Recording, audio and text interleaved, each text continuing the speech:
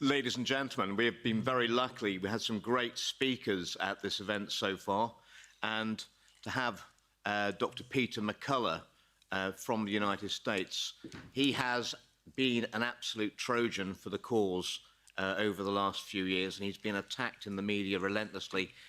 Like many of us, he's still standing, and he will be on the right side of history, as will you, I promise you. Now, let's correct a couple of things. I've had some brilliant briefings on the WHO from Philip.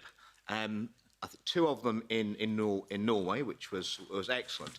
And yes, I would love to claim all the credit for the debate we had in our Parliament on the WHO pandemic treaty, but that would not be right.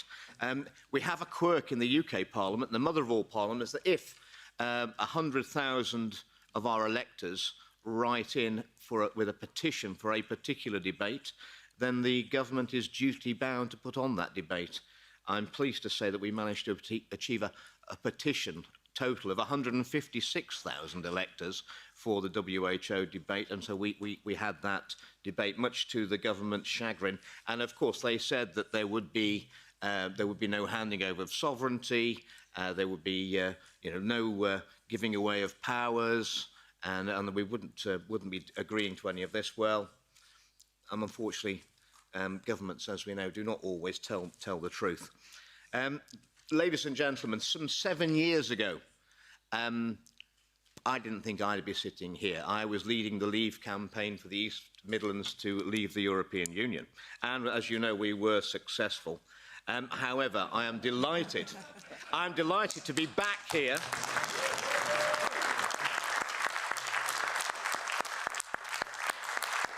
With my European friends, standing shoulder to shoulder on an issue of the most importance in our lives and those of our children. So I didn't expect to be here, but I think we can all say that over the last 3 years, a lot of things have happened in our lives that we didn't expect to happen. So desperate times lead to desperate measures. And the main point I want to make in my address to you today in the time that I've got available is that, and I want you to hear loud and clear, that the very concept of the democracy that we've taken for granted all of our lives is under threat as it never has been before. And it's not just in my country, it's not across Europe, it is across the whole of the world. It's not from external armies mounding up on our borders this time, but it is from the corruption and the decay of our own institutions who are allowing this to happen. I think every one of us who's elected and represents our people, we need to remember that we are always the servants of the people. We are not their masters, and some of my colleagues and some elected representatives around the world have forgotten this lesson. They will need to learn this lesson again. We are entrusted to represent our constituents and their best interests at all times. And when their rights are threatened, we are duty bound to defend them. Again, many of my colleagues seem to have forgotten that, and the turnout even for the WHO debate in our Parliament was very, very disappointing. So, the global pandemic treaty is such a threat to our sovereignty, looming ominously on the horizon, together with the amendments to the international health regulations, which will fundamentally, if they're passed through our parliaments, alter the relationship between the citizens and the state.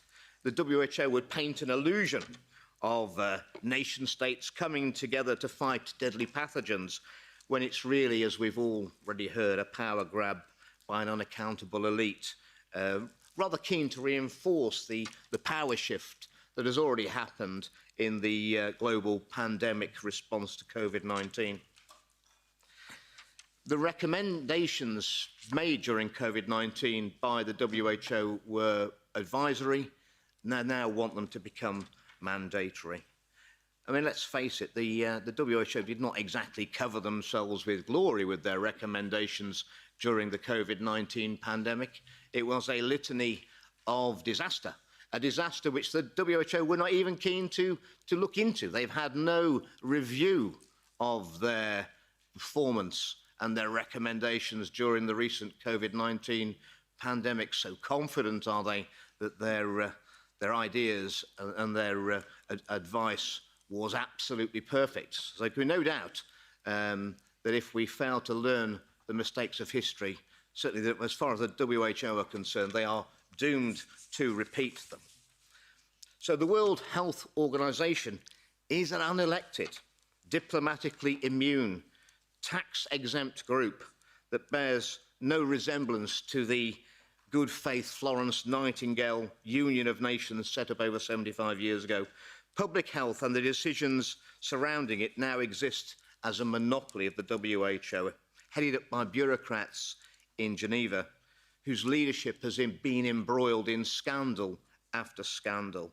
And the majority of the influence on the WHO now is by external entities. And indeed, as has been mentioned, one of the richest men in the world has a massive influence over the WHO. Indeed, I think 84% of all the funding of the WHO now is by external commercial sources, with an ability to direct the area that your generous donations to the WHO will send their policies. So it's basically pay to play. If you have enough money, you can influence the WHO. Not exactly the people I'd like to be deciding in the future whether my constituents are locked into their houses, whether they can see their relatives, if they have to wear masks, and if they have to take mandatory medication. I would say the least qualified people in the world to make those decisions. And any parliament that decides to abdicate its responsibilities to its constituents does not deserve the name of being a parliament and does not deserve a seat in any elected assembly. We have no right to relinquish our sovereignty, the sovereignty of our nations, because it's not mine to give away. It's not any of us to give away. Sovereignty always belongs to the people, and every election should be returned back to the people, where they will again decide who they allow to represent them for the next parliamentary period. Forests can be grown for 1,000 years, but can be chopped down in a few weeks, and the same is with our democracy. I've actually been shocked, and I think people in the UK have come to take our democracy and freedoms as a right, an entitlement, that's something that would never be taken away. But I'm equally shocked that those in Europe who have suffered under tyranny in living memory would again perhaps acquiesce to that position again without resistance. So I don't think I'm being dramatic when I say that the Global Pandemic Treaty and the amendments to the International Health Regulations will allow the WHO to declare a public health emergency of international concern, a FAKE, abbreviated to, and not only when to call it, but how long it would last and when it would be over. And I suspect that it would be a very long time before we had democracy returned to our independent parliaments. I call on every elected representative around the world to resist these WHO power grabs. It would be a dereliction of our democratic duty that we have to our electorates. There's no way that we should be signing away sovereignty without the agreement of the people, and that would take a referendum in each country to hand over those sort of powers, and I would settle for nothing less. I will end with a quote from America, which I think, since we've had Dr. McCullough on, I think is quite apt. It said that when the people are scared of the politicians, that is tyranny. But when the politicians are scared of the people, that's democracy. Ladies and gentlemen, we need to get to the latter, and we need to get there quickly. We're in dangerous times.